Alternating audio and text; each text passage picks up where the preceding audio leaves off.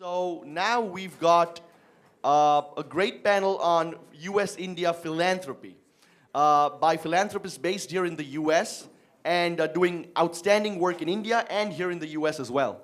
And moderating the panel is going to be in Diaspora's patron member Shyam Lal. So Shyam, if you'd like to come up, please. And the panelists are going to be in Diaspora's Founder Circle members Frank Islam and Sunil Wadhwani. So it's quite an honor to present two very remarkable, inspiring men, Frank Islam and Sunil Wadhwani. Both of them founders and very successful businessmen in their own rights, very early in their careers, who at some point built a foundation from which they inspired themselves to do a lot of very good, on both sides, on the India side as well as on the US side. And they both don't rest. They continue to innovate, they continue to think, and they all have, both have new ideas.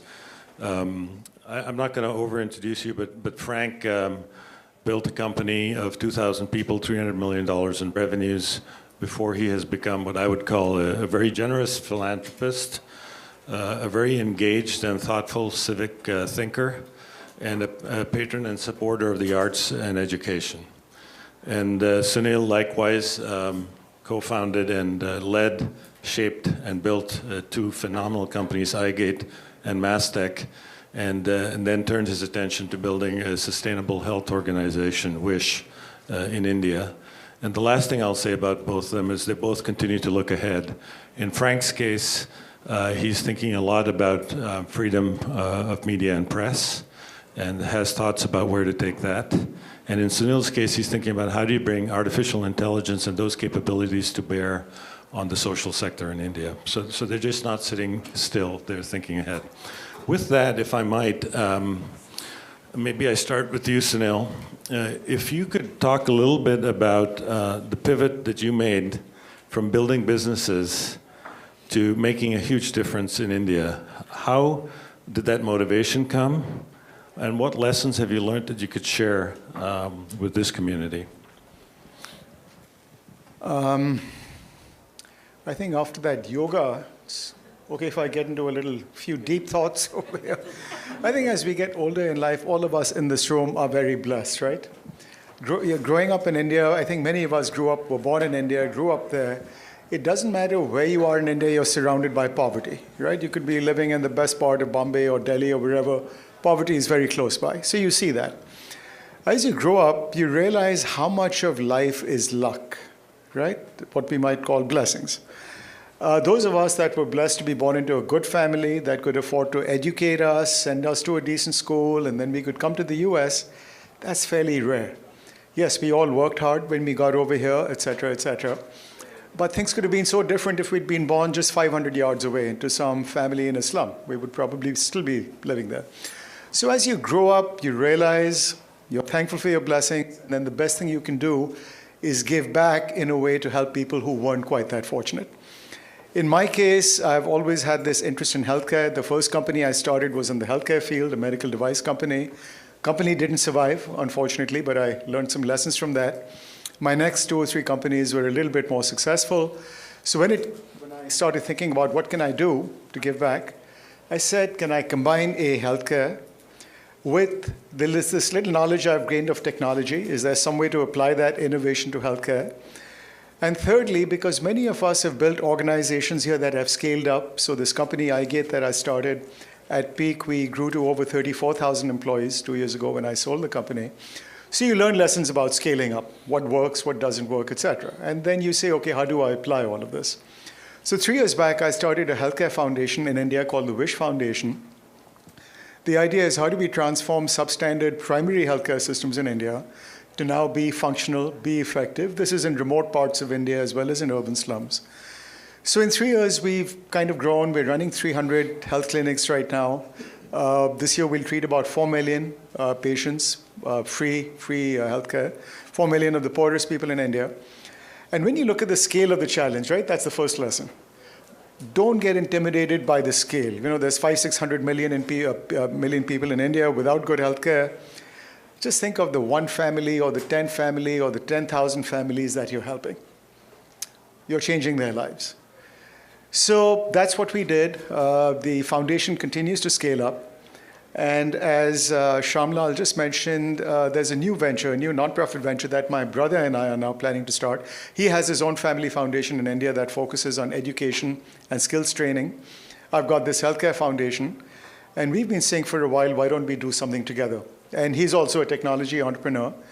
And so we're starting an artificial intelligence institute in India, which will focus strictly on how to apply AI research for social good.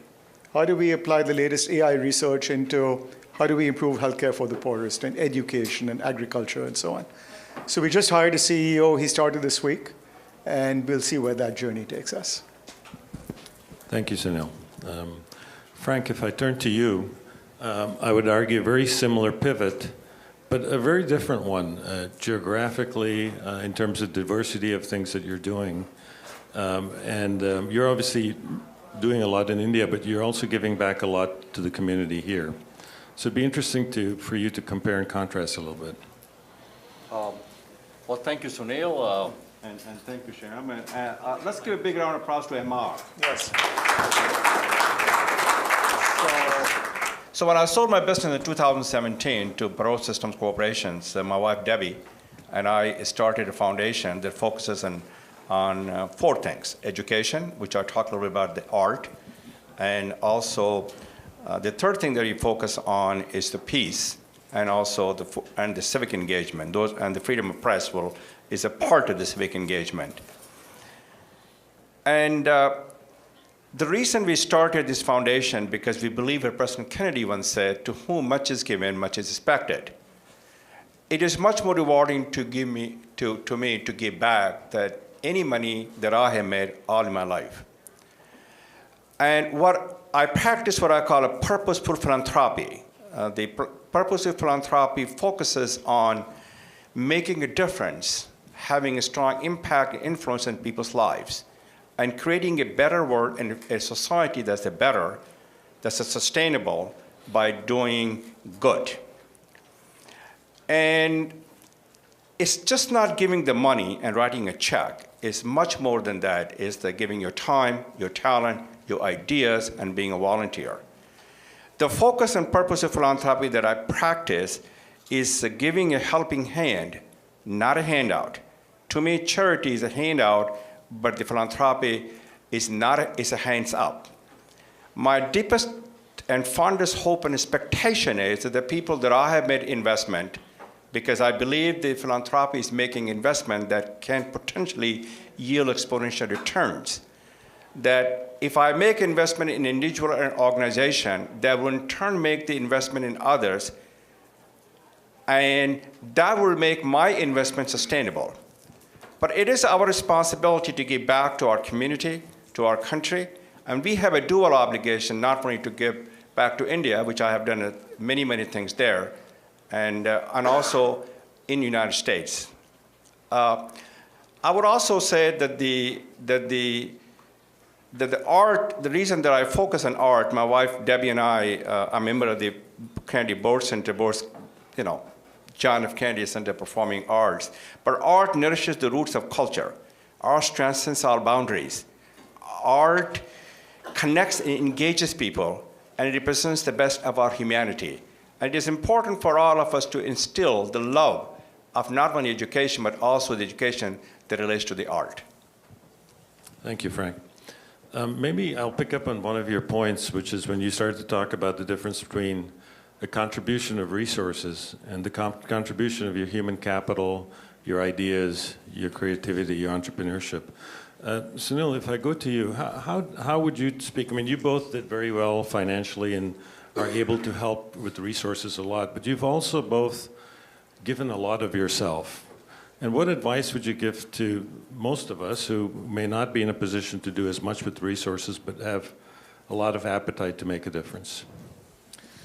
I wouldn't presume to give any advice. I think this is a very accomplished group over here that in many ways has done way more than Frank and I have. Having said that, we all develop certain strengths. We all learn lessons over here, whether we are scaling technology companies or working in the arts or working with an NGO. And the key is, how do you apply all of that? And I think when we invest, whether it's in the US or in India, and when I say invest, I'm talking about investing in helping others succeed and serving the underserved. We try and bring in these lessons. So as I said, in my case, it was technology and scaling, et cetera. Similarly in Frank's. But I'll tell you, giving money in a way is easy. It feels good. But getting actually one's intellectual and emotional engagement is really what gives you rewards. And there are times, yes, we are helping others, but more than anything else, I think I'm helping myself. You learn different things in the nonprofit world. You learn different things when you're serving people. Again, you get reinforced every day how blessed you are, and other people aren't quite as blessed. So I think the more we get engaged, like you said, by whether it's through giving talent, creativity, time, etc., the more meaningful it becomes for us. Very, very helpful. And I know it's not advice, but it's good experience. Great experience. Yeah. So, Frank, maybe if I could ask you, there's an aspect of your contribution that really stands out to me, which is your thought leadership on civic, employment, small business issues, and there's a whole range of them. Could you maybe share some of the 2 or 3 biggest thoughts you have that affect this country? Well, and I will change the conversation a little bit. First of all, the small business and entrepreneurship drives the economy of these great nations. As you probably know, the 90% of the businesses are a small business in this country, and we need to give them the capital to make sure they can start the business and they can flourish. The civic engagement part is important for all of us to be civically engaged, because that will create a country that works for all, not just for selected few. And that's the reason we should be politically engaged as well. So we have a seat on the table and make sure that our voices are heard.